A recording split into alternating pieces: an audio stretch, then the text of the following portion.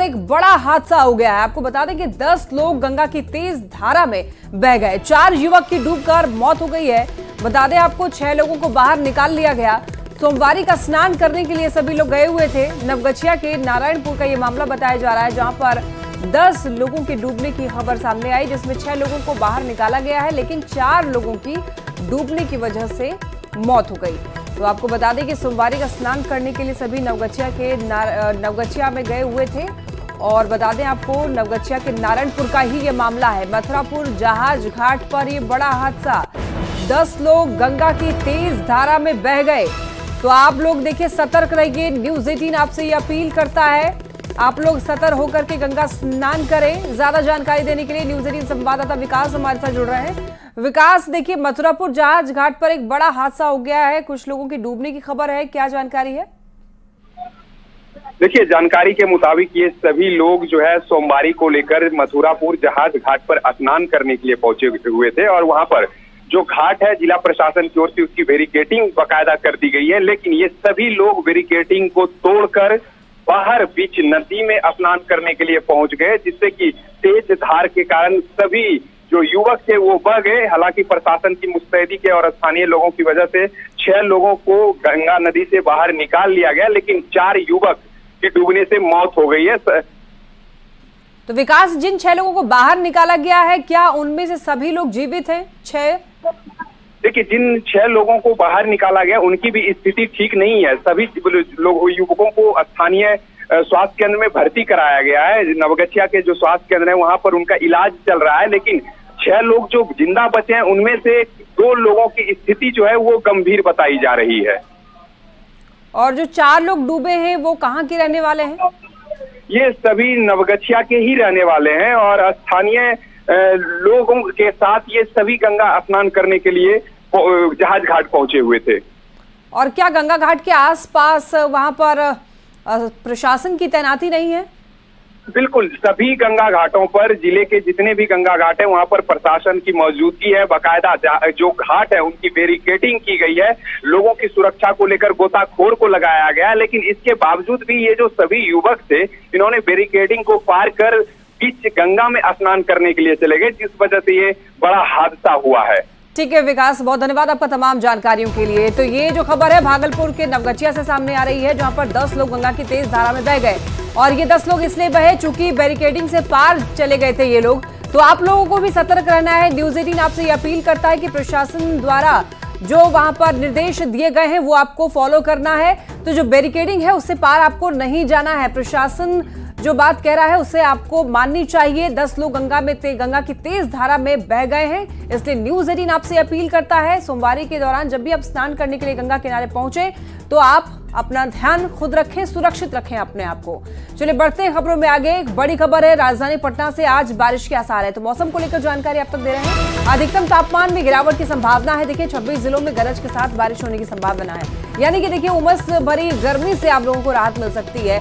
Heat wave का दौर अब खत्म हो चुका है, लेकिन उमस भरी गर्मी शुरू हो चुकी है, क्योंकि कहीं पर बारिश है और कहीं पर बारिश नहीं हो रही है। तो ऐसे में ह्यूमिड जैसा माहौल है और 26 जिलों में गरज के साथ बारिश की संभावना जताई गई है। पटना में रहने वाले लोगों को एक बार फिर से गर्मी से थोड़ी राहत मिली है।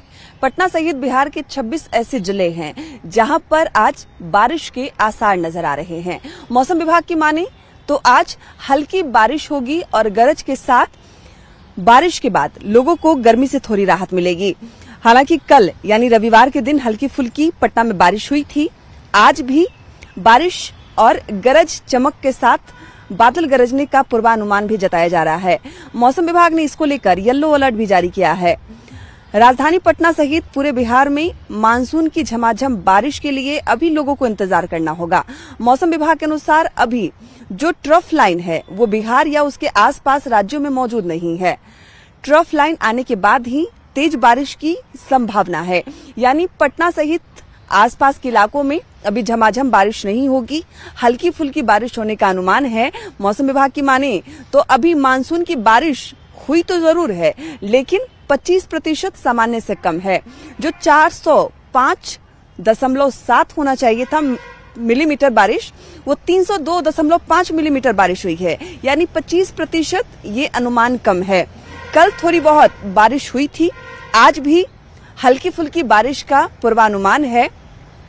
पटना सहित 26 ऐसे जिले हैं जहां पर गरज के साथ बारिश होने का पूर्वानुमान मौसम विभाग की तरफ से जारी किया गया है। आज सुबह सवेरे से ही आकाश में बादल छाए हुए हैं, लोगों को गर्मी से राहत भी मिल रही है। तापमान में थोड़ी गिरावट भी दर्ज की गई है, लेकिन उमस भरी गर्मी जरूर है। हल्की फुल्की बारिश होगी तो गर्मी से लोगों को राहत भी मिलेगी। कैमरामैन अमित के साथ विनीता मिश्रा, न्यूज़ 18 पटना।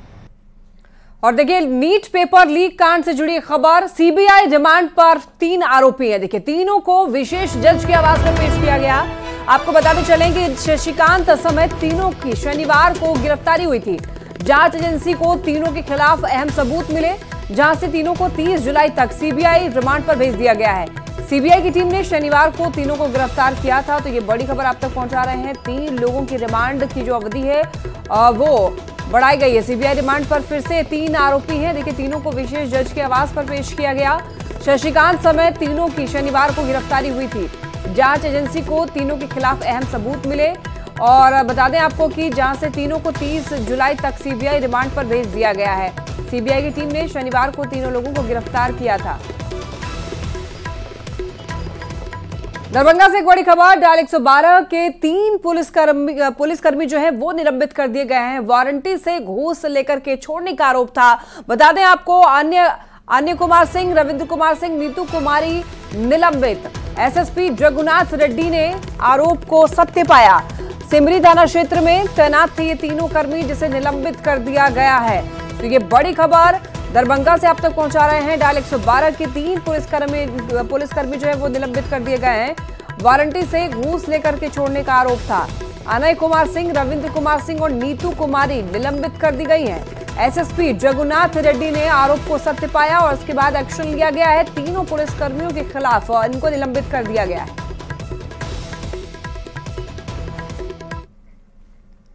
आज संसद की मॉनसून सत्र की शुरुआत होगी। वित्तीय वर्ष 2023-24 के आम बजट से पहले आज वित्त मंत्री निर्मला सीतारमण लोकसभा में आर्थिक सर्वेक्षण रिपोर्ट पेश करेंगी और इसमें बीते वित्तीय वर्ष के दौरान अर्थव्यवस्था से जुड़े हुए क्षेत्रों के प्रदर्शन का लेखा जोखा प्रस्तुत किया जाएगा। कल केंद्रीय वित्त मंत्री निर्मला सीतारमण बजट पेश करेंगी। वहीं इस सत्र में विपक्ष नीट पेपर लीक, रेलवे सुरक्षा और कांवड़ यात्रा को लेकर यूपी सरकार के फैसले समेत कई मुद्दों को जोरदार तरीके से उठा सकता है। तो आज से शुरू हो रहा संसद सत्र 12 अगस्त तक चलेगा। 22 दिनों तक संसद सत्र चलने वाला है, जिसमें 19 बैठकें होंगी। तो देखिए, निर्मला सीतारमण जो कि पहली महिला वित्त मंत्री 7वीं बार ये जो है पेश करने वाली हैं बजट। तो पहले दिन इकोनॉमिकल सर्वे जो है वो इकोनॉमिकल रिपोर्ट पेश किया जाएगा और इसके बाद वो बजट पेश करेंगी। तो देखिए, 12 अगस्त तक संसद सत्र चलने वाला है।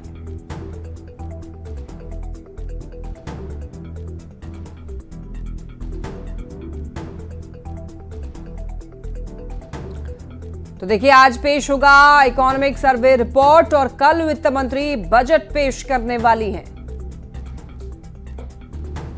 बिहार सरकार के मंत्री जमा खान ने सुधाकर सिंह पर पलटवार किया है। उन्होंने कहा है कि वो पहले अपने पिता से जाकर पूछे कि 2005 के पहले बिहार का हाल क्या था। बिहार के मुख्यमंत्री ने जो अब तक बिहार के लिए कर दिया है वो बिहार 2005 के बिहार से काफी बदल चुका है।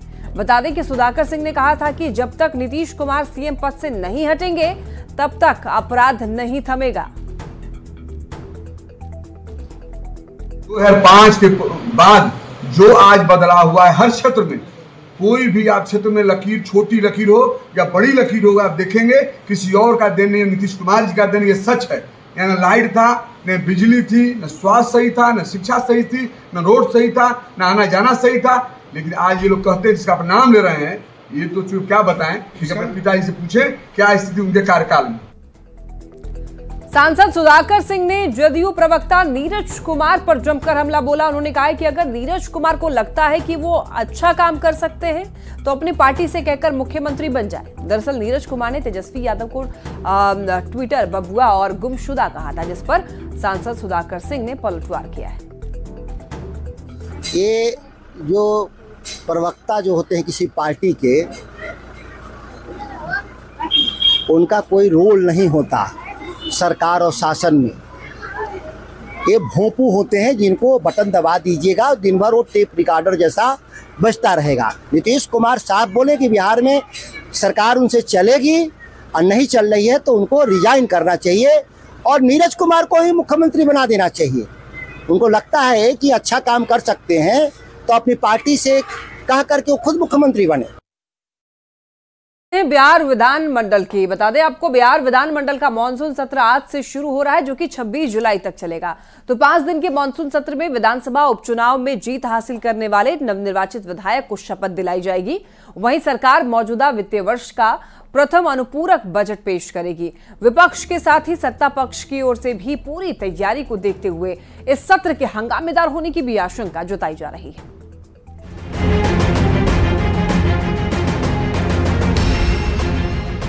सोमवार यानी 22 जुलाई से बिहार विधानमंडल का मानसून सत्र शुरू होने जा रहा है। विधानमंडल का मानसून सत्र 26 जुलाई तक चलेगा। 5 दिन के मानसून सत्र में अनुपूरक बजट के साथ कई राजकीय विधेयक और कार्य के साथ कई गैर सरकारी संकल्प भी पेश किए जाएंगे। कई मुद्दों पर गर्मा गर्म बहस होने की भी उम्मीद है, जिसको लेकर पक्ष और विपक्ष दोनों ही तैयार हैं। विधायक क्वेश्चन आंसर करे, पक्ष के हुए विपक्ष के, सरकार जवाब देगी, तब बिहार में संपूर्ण विकास होगा। विकास का काम होता है जिसके लिए विधानसभा चलता है, विकास के काम के लिए, ना कि सिर्फ हो हल्ला के लिए। 22 जुलाई से 26 जुलाई तक चलने वाले बिहार विधानमंडल के मानसून सत्र के दौरान दोनों ही सदनों में 5-5 बैठकें होंगी। बिहार विधानमंडल के 5 दिन के मानसून सत्र में क्या क्या बड़े मुद्दे हो सकते हैं वो भी बताएंगे। पहले ये जान लीजिए कि 22 से 26 जुलाई तक क्या क्या होने वाला है। 22 जुलाई को प्रथम अनुपूरक बजट पेश किया जाएगा। विधानसभा में इस पर 25 को मुहर लगेगी, जबकि विधान परिषद में इसे 26 जुलाई को पारित किया जाएगा। सत्र के पहले दिन राज्यपाल स्वीकृत अध्यादेश की प्रतियां पटल पर रखी जाएंगी। उस दिन यानी 22 जुलाई को अनुपूरक बजट पेश होगा। 23 और 24 जुलाई को राजकीय और अनराजकीय कार्य होंगे। विधान परिषद में 23 को गैर सरकारी संकल्प पेश होंगे। 24 और 25 जुलाई को राजकीय विधेयक लाए जाएंगे। विधानसभा में 25 को अनुपूरक बजट पर बहस और वोटिंग होगी। इस दौरान विनियोग विधेयक पर भी मुहर लगेगी। सत्र के अंतिम दिन यानी 26 जुलाई को गैर सरकारी संकल्प पेश होंगे।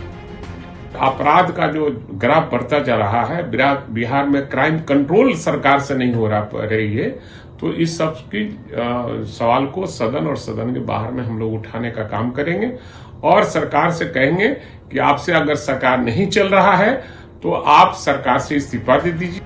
मानसून सत्र के दौरान कुछ मुद्दों पर विपक्ष ने सरकार को घेरने की रणनीति बनाई है। कानून व्यवस्था, पुल गिरने की घटनाएं और पेपर लीक जैसे मुद्दों को विपक्ष जोरदार तरीके से उठाने की तैयारी में है। हालांकि सत्ता पक्ष के नेताओं का कहना है कि विपक्ष जिसे मुद्दा बना रहा है, सरकार उन मामलों में पहले से ही कार्रवाई कर रही है। न्यूज़ 18 के लिए पटना से आनंद अमृतराज के साथ ब्यूरो रिपोर्ट। और जम्मू से एक बड़ी खबर सामने आ रही है। देखिए, जम्मू में सेना के साथ आतंकियों की मुठभेड़ की खबर है। आतंकियों ने आर्मी पिकेट पर हमला किया। राजौरी के सुदूर गांव में हमला की खबर है। देखिए, सेना और आतंकियों की मुठभेड़ जारी, अब भी इलाके में फायरिंग चल रही है। यह खबर जम्मू से सामने आ रही है। आर्मी पिकेट पर हमला किया गया है आतंकियों की तरफ से, तो मुठभेड़ चल रही है आतंकियों और जम्मू के सेना के बीच। तो आतंकियों ने आर्मी पिकेट पर हमला किया है। राजौरी के सुदूर गांव में हमला की खबर सामने आ रही है। सेना और आतंकियों की मुठभेड़ अभी जारी बताई जा रही है। देखिए, अब भी इलाके में फायरिंग चल रही है, तो संवेदनशील इलाका है जहां पर फायरिंग की जा रही है, यानी कि मुठभेड़ अभी जारी है सेना और आतंकियों के बीच में। अभी भी इलाके में फायरिंग चल रही है, ऐसी खबर है। राजौरी के सुदूर गांव में हमला हुआ है। आतंकियों ने आर्मी पिकेट पर हमला किया है। उसके बाद मुठभेड़ जारी है आतंकियों और सेना के बीच। जेडीयू के कार्यकारी राष्ट्रीय अध्यक्ष संजय झा ने कांग्रेस के वरिष्ठ नेता पर गंभीर आरोप लगाए। सोशल मीडिया एक्स पर पोस्ट कर संजय झा ने लिखा कि बजट सत्र को लेकर सर्वदलीय बैठक चल रही थी। बैठक में बिहार के मुद्दे पर वो जेडीयू के पक्ष को रख रहे थे। उसी दौरान कांग्रेस के सीनियर नेता मेरा नाम लेकर इस बातचीत का लाइव अपडेट्स पोस्ट कर रहे थे। संजय झा ने कांग्रेस नेता को नसीहत देते हुए कहा है कि वो संसदीय प्रक्रिया की पवित्रता का सम्मान करें। और ये ट्वीट आप देख सकते हैं, कांग्रेस के वरिष्ठ नेता लाइव अपडेट्स पोस्ट कर रहे थे। संजय झा ने ये ट्वीट किया है।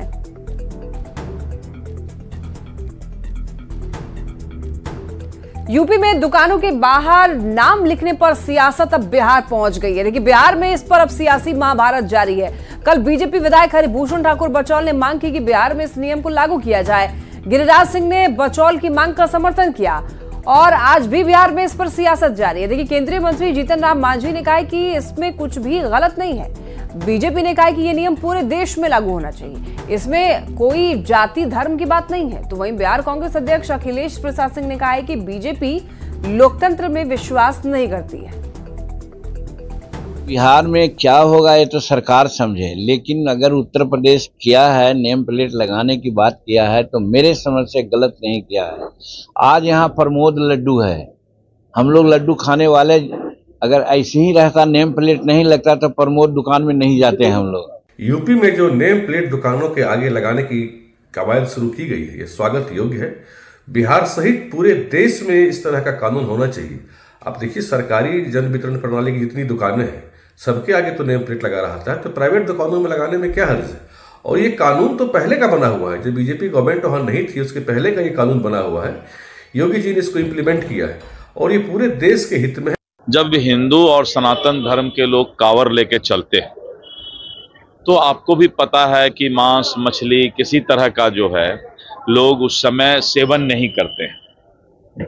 अगर हमारे मुसलमान भाई उस समय उस चीज का पालन करें जिससे कि हमारी श्रद्धा बनी रहे, क्योंकि कोई भी श्रद्धालु कांवर लेकर निकलता है तो उसके दिल में ये जरूर रहता है कि हम इस श्रद्धा के साथ बाबा को जल चढ़ाएं।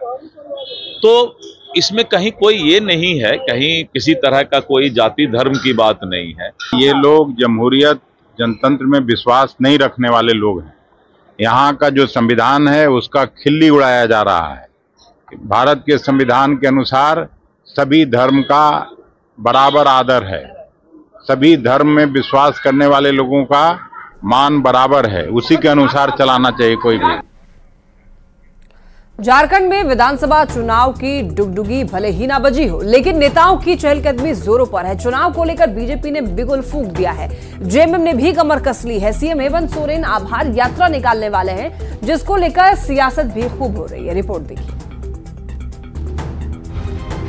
झारखंड में बड़ी तैयारी, कौन किस पर भारी। सीएम हेमंत सोरेन निकालेंगे आभार यात्रा।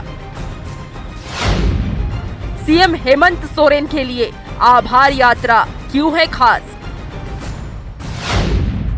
आभार यात्रा से जेएमएम का बेड़ा होगा पार। झारखंड में विधानसभा चुनाव को लेकर राजनीतिक तापमान बढ़ता जा रहा है। सभी दल चुनावी अभियान को धार देने में जुट गए हैं। अमित शाह की रैली के बाद तो बीजेपी पूरी तरह चुनावी मोड में आ चुकी है। सत्ताधारी दल ने भी कमर कस ली है। जेल से बाहर आने और फिर से सीएम पद की शपथ लेने के बाद झारखंड के मुख्यमंत्री हेमंत सोरेन जनता के बीच जाकर उनका आभार व्यक्त करने वाले हैं। इसके लिए उन्होंने आभार यात्रा निकालने की योजना बनाई है। इसको लेकर अब सियासत तेज हो गई है। बीजेपी का कहना है कि यह हेमंत सोरेन पार्ट 3 है। पार्ट 1 और पार्ट 2 में उन्होंने जनता से छलावा किया, इसीलिए आभार नहीं बल्कि प्रायश्चित यात्रा निकालनी चाहिए।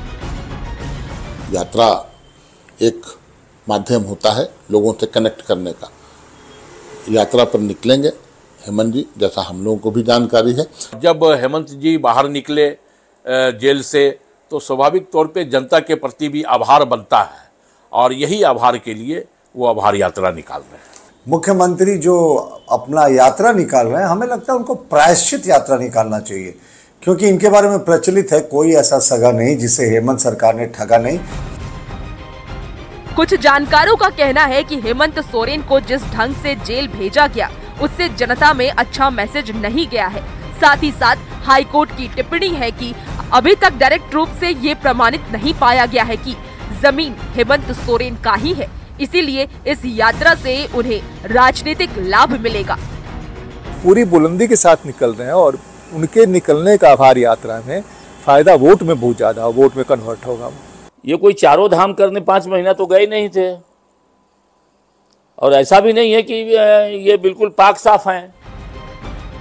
झारखंड में हेमंत सोरेन आभार यात्रा निकालते हैं तो इसका सीधा संबंध विधानसभा चुनाव से होगा। पब्लिक से सीधा कनेक्ट होंगे और लोगों को बतलाएंगे कि उन्हें क्यों परेशान किया गया। इतना तो तय है कि एनडीए ने भी झारखंड मुक्ति मोर्चा यानी इंडिया गठबंधन के हर चाल का कार्ड तैयार कर लिया है और इसको लेकर अमित शाह के झारखंड दौरे के बाद बीजेपी एक्शन मोड में आ चुकी है। न्यूज़ 18 के लिए रांची से राहुल देव की रिपोर्ट। और इसी के साथ बुलेटिन में इतना ही। तमाम खबरों के लिए आप देखते रहिए न्यूज़ 18।